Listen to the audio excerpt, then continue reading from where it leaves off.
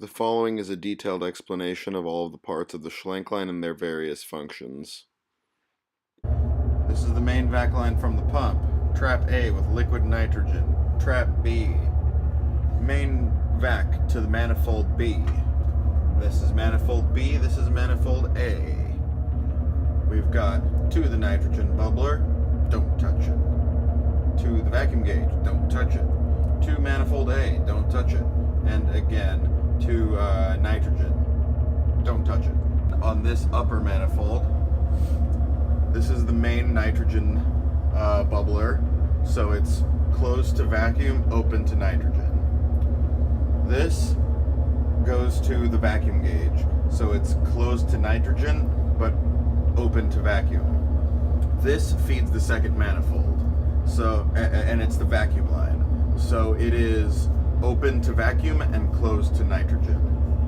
This feeds the nitrogen to the second manifold, so it is open to nitrogen and closed to vacuum. This guy, only open vacuum when shutting down. Do not open during normal operation. This is the main N2 feed to manifold B from the drying column down here. This is the N2 regulator. This is the N2 feed from manifold B to manifold A, and this is the vacuum feed from manifold B to manifold A. We've got nitrogen 1, vacuum 1, nitrogen 2, vacuum 2, nitrogen 3, vacuum 3, nitrogen 4, vacuum 4, nitrogen 5, vacuum 5. Vacuum gauge controller, bubbler, vacuum gauge itself. Already got the regulator here. Already got the desiccant column. You should know what this is. I don't need to label that. I think that pretty much covers it. Just to clarify, up here, nitrogen open, vacuum closed. Vacuum open, nitrogen closed. Vacuum open, nitrogen closed. Nitrogen open, vacuum closed. Do not touch any of these four ever. Only operate this one when shutting down the Schlenk line to return it to atmospheric pressure. Do not open during normal operation. The following contains a detailed explanation on how to start up a Schlenk line. Alright, you begin operation with this valve here closed so that when it pulls vacuum it tightens up this joint right here. So I'm going to pull vacuum now. Switch is on the back over here. You can see that it's gotten quiet very quickly, which means that it's pulled a vacuum. This joint is probably pulled nice and tight. So now I'm going to open this up to the rest of the Schlenk line. Every single port here on this lower manifold is closed. Top and bottom all are closed on this manifold. Now I'm going to open the system to vacuum and we'll hear it pull air.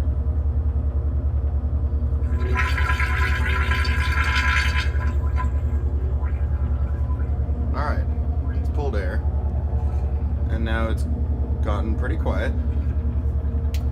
We're gonna power up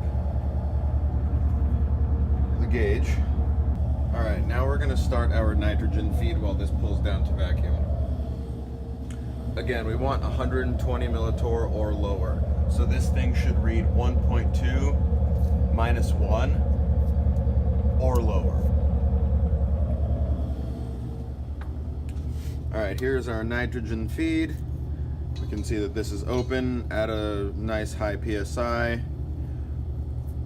Like to bring this up to about 4 PSI on the regulator. There we go. And now we can open our nitrogen feed over here. This valve adjusts the nitrogen feed. For the initial purge, we want the nitrogen feed to be fairly intense. So we'll pretty much give it maximum nitrogen. Alright, now we have nitrogen bubbling through the nitrogen lines. And we have vacuum pulling through the vacuum lines of both manifolds.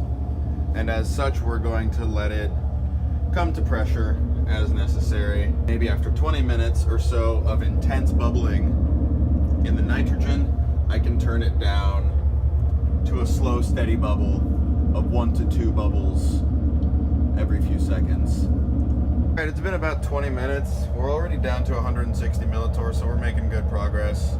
I'm now going to turn the nitrogen feed down, so it's going at about a bubble every 2 seconds or so. That's the goal. Something like that should be pretty good. And while the Schlenk line is just sitting in operation, this is the rate that you want to use. You only want it at full blast with nitrogen when you are starting up the system and doing your initial purge, and also when you're running your purge fill cycles on your reaction flasks. Because when you pull a vacuum on your reaction flask and then try and refill it with nitrogen, it's going to want to take a lot of nitrogen, the entire volume of your flask. And if you let it go back too fast, it'll suck oil into the system. So you want to have maximal nitrogen flow when you're doing your purge fills on your reaction flasks. So right now, I'm going to put in the nitrogen.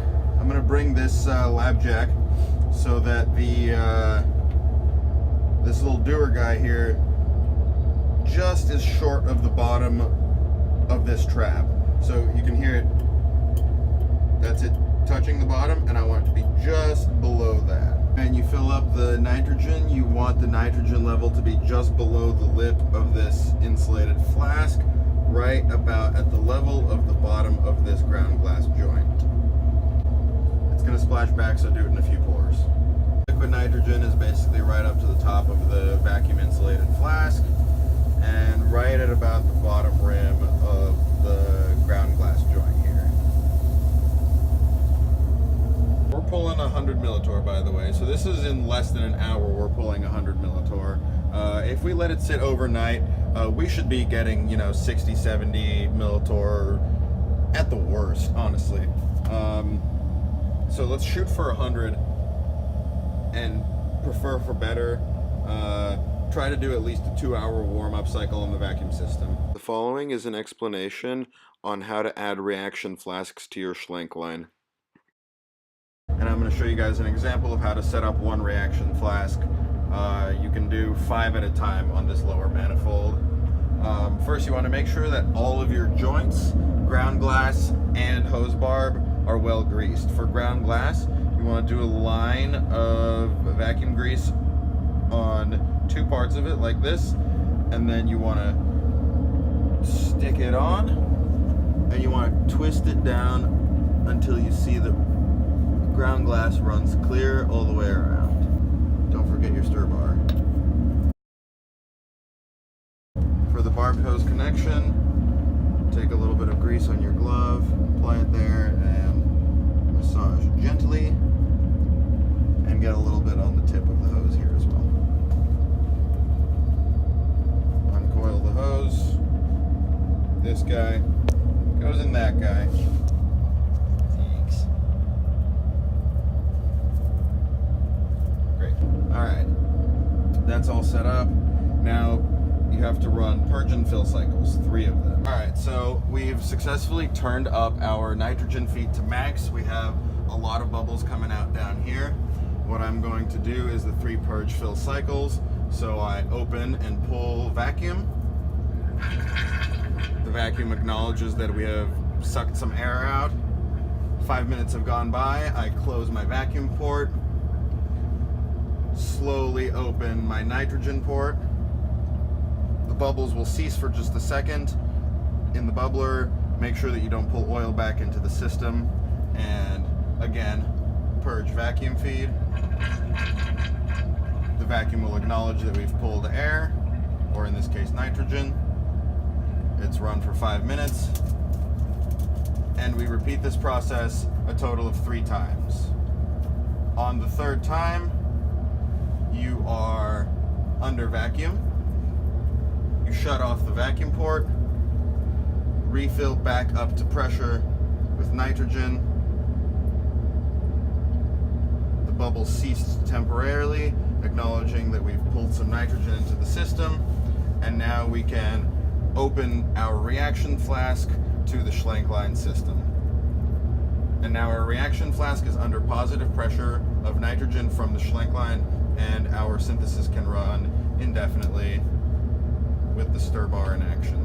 Also remember to set up clamps effectively for all of your reaction flasks. Once you're done with all of your purge fill cycles, turn the nitrogen back down to a bubble every 2 seconds or so. Something like that should be pretty good. This portion details the shutdown cycle of Schlenk line. When you're done with your reaction, don't forget to shut off the reaction flask, and then you can remove it from the system. Okie dokie, last things last. All of the reactions have stopped. We've pulled all the reaction flasks off of the Schlenk line, and we are going to do a walkthrough of the shutdown cycle on the Schlenk line. So I'm shutting down the vacuum gauge controller, and I am shutting down the vacuum pump, and I am shutting the vacuum pump cutoff valve. This is going to be the port that we use for refilling the system back up to atmospheric pressure when we're running our shutdown cycle. What we're going to do is simply open up the vacuum line here to atmospheric air. And finally, we will remove the liquid nitrogen dewar. Remember not to open this valve to the atmospheric air until you remove the liquid nitrogen dewar, because you run the risk of condensing oxygen into liquid, and that is highly explosive in the presence of organic compounds. Now that we have removed our liquid nitrogen from our trap, we can open this back up to atmosphere as well.